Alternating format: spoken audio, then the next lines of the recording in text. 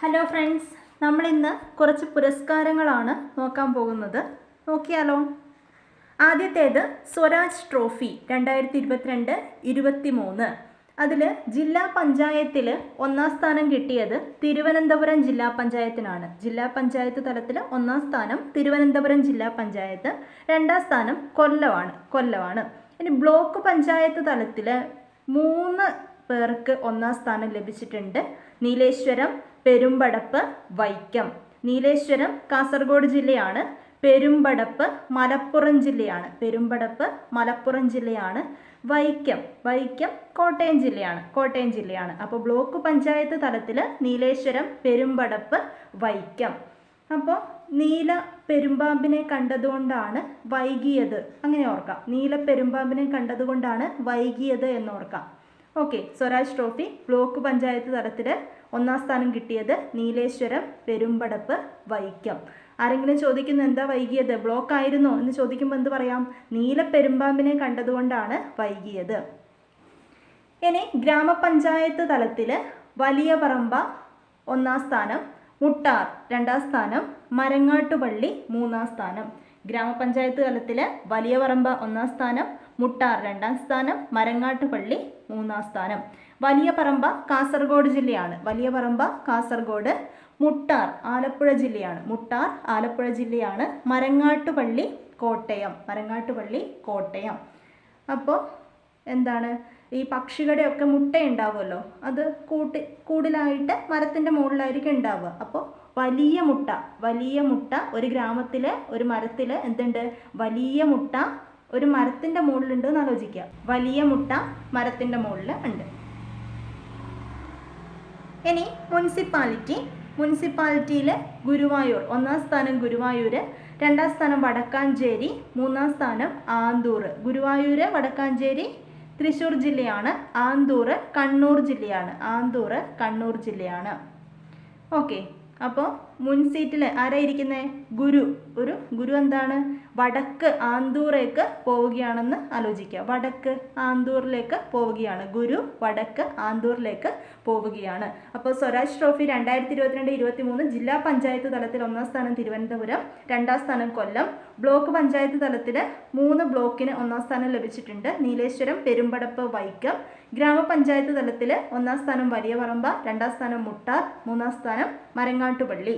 Municipality തലത്തിൽ ഗുരുവായൂർ ഒന്നാം സ്ഥാനം, വടക്കാഞ്ചേരി രണ്ടാം സ്ഥാനം, ആന്തൂർ മൂന്നാം സ്ഥാനം.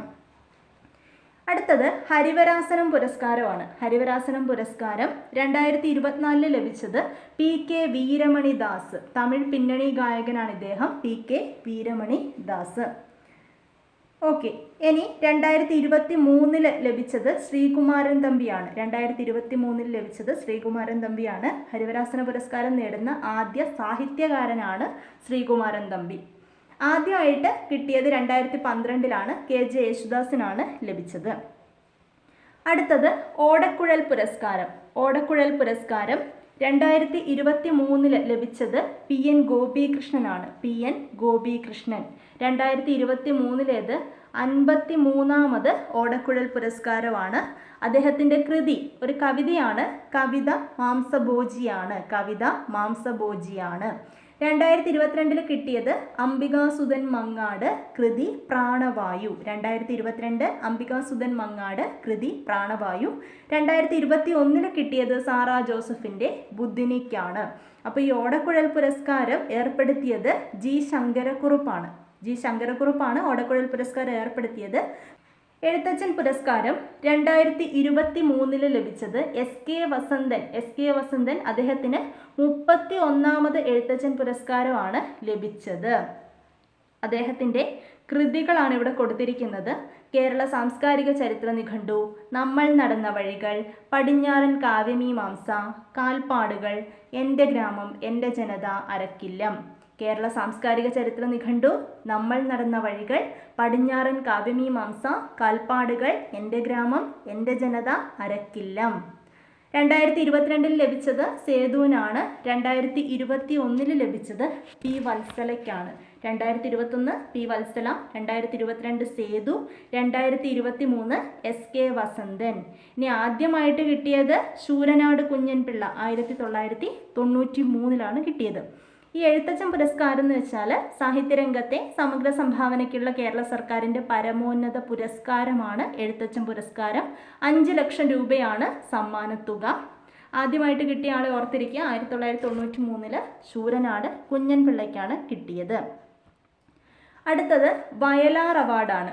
2023 47ാമത് വയലാർ അവാർഡ് ലഭിച്ചത് ശ്രീകുമാരൻ തമ്പിക്കാണ്. ശ്രീകുമാരൻ തമ്പി അദ്ദേഹത്തിൻ്റെ ആത്മകഥയായിട്ടുള്ള ജീവിതം ഒരു പെൻഡുലം എന്ന കൃതിക്കാണ് കിട്ടിയത്. ജീവിതം ഒരു പെൻഡുലം. 2022 കിട്ടിയത് എസ് ഹരീഷ്, അദ്ദേഹത്തിൻ്റെ മീശ എന്ന് പറയുന്ന നോവലിനാണ് കിട്ടിയത്. 2021 ബെന്യാമിൻ, അദ്ദേഹത്തിൻ്റെ മാന്തളിരിലെ 20 കമ്മ്യൂണിസ്റ്റ് വർഷങ്ങൾ, മാന്തളിരിലെ 20 കമ്മ്യൂണിസ്റ്റ് വർഷങ്ങൾ എന്ന കൃതിക്കാണ് കിട്ടിയത്. അപ്പോൾ വയലാർ അവാർഡ് മലയാളത്തിലെ ഏറ്റവും മികച്ച സാഹിത്യ കൃതിക്ക് നൽകുന്ന പുരസ്കാരമാണ് വയലാർ അവാർഡ്.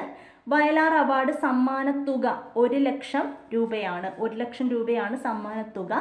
വയലാർ അവാർഡ് സമ്മാനിക്കുന്നത് വയലാർ രാമവർമ്മയുടെ ചരമദിനമായ ഒക്ടോബർ 27 ഒക്ടോബർ 27 വയലാർ രാമവർമ്മയുടെ ചരമദിനമായിട്ടുള്ള ഒക്ടോബർ 27 ഈ അവാർഡ് സമ്മാനിക്കുന്നത്.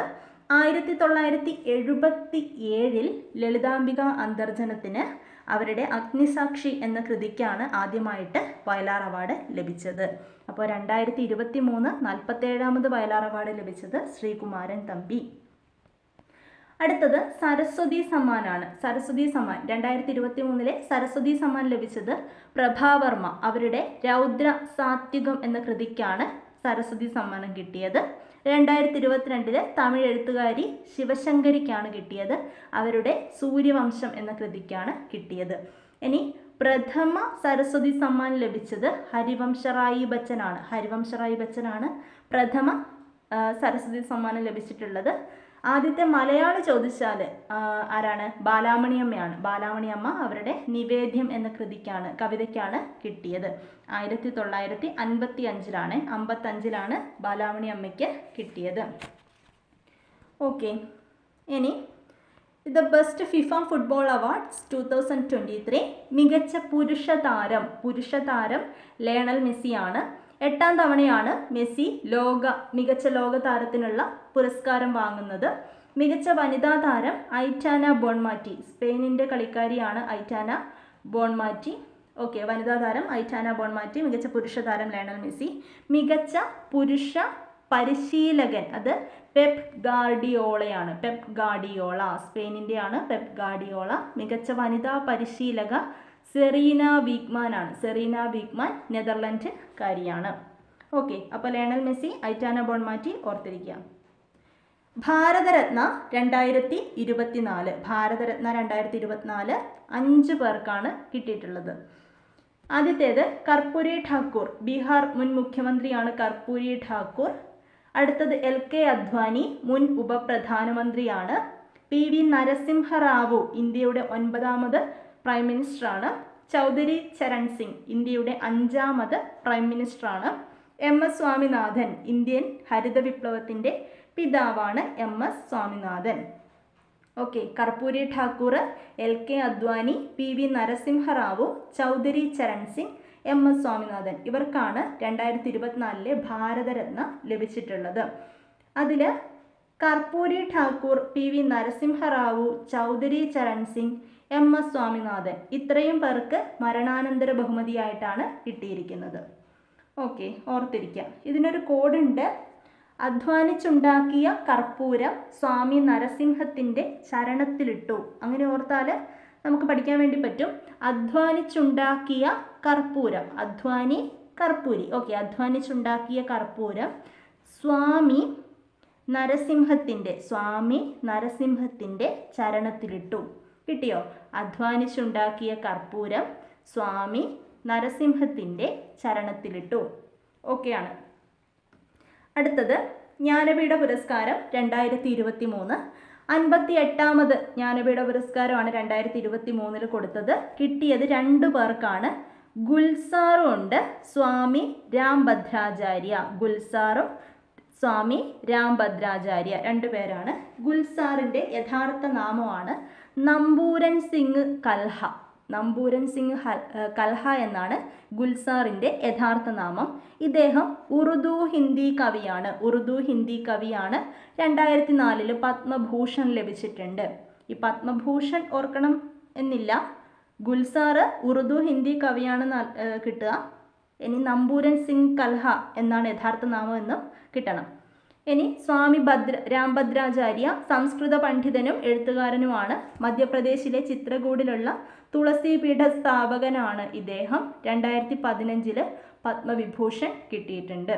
അപ്പം ജ്ഞാനപീഠ പുരസ്കാരം 2023 കിട്ടിയത് ഗുൽസാറിനും സ്വാമി രാംഭദ്രാചാര്യയ്ക്കുമാണ്. അടുത്തത് മഹാത്മാ പുരസ്കാരം 2023 ദേശീയ ഗ്രാമീണ തൊഴിലുറപ്പ് പദ്ധതിയിൽ സംസ്ഥാന ജില്ലാ തലങ്ങളിൽ മികച്ച പ്രകടനം കാഴ്ചവെച്ച പഞ്ചായത്തുകൾക്ക് നൽകുന്ന പുരസ്കാരമാണ് മഹാത്മാ പുരസ്കാരം. അതിൽ ബ്ലോക്ക് പഞ്ചായത്തിൽ ലഭിച്ചത് പെരിങ്കിടവിള ബ്ലോക്ക് പഞ്ചായത്ത്. 1ാം സ്ഥാനം കിട്ടിയത് പെരിങ്കിടവിള ബ്ലോക്ക് പഞ്ചായത്ത്. 2ാം സ്ഥാനം അട്ടപ്പാടി ബ്ലോക്ക് പഞ്ചായത്ത്, പാലക്കാട്. അട്ടപ്പാടി, പാലക്കാട്. പെരിങ്കിടവിള തിരുവനന്തപുരത്താണ്. പെരിങ്കിടവിള തിരുവനന്തപുരം. കഞ്ഞിക്കുഴി ബ്ലോക്ക് പഞ്ചായത്ത് 3ാം സ്ഥാനം കഞ്ഞിക്കുഴി ബ്ലോക്ക് പഞ്ചായത്ത്, ആലപ്പുഴയാണ്. കഞ്ഞിക്കുഴി ബ്ലോക്ക് പഞ്ചായത്ത്, ആലപ്പുഴ. അപ്പോൾ ഇതിൻ്റെ ഒരു കോഡായിട്ട് പറയാനാണെങ്കിൽ പെരിയ അട്ടയെ കുഴിയിൽ കണ്ടു എന്ന് ഓർക്കാം.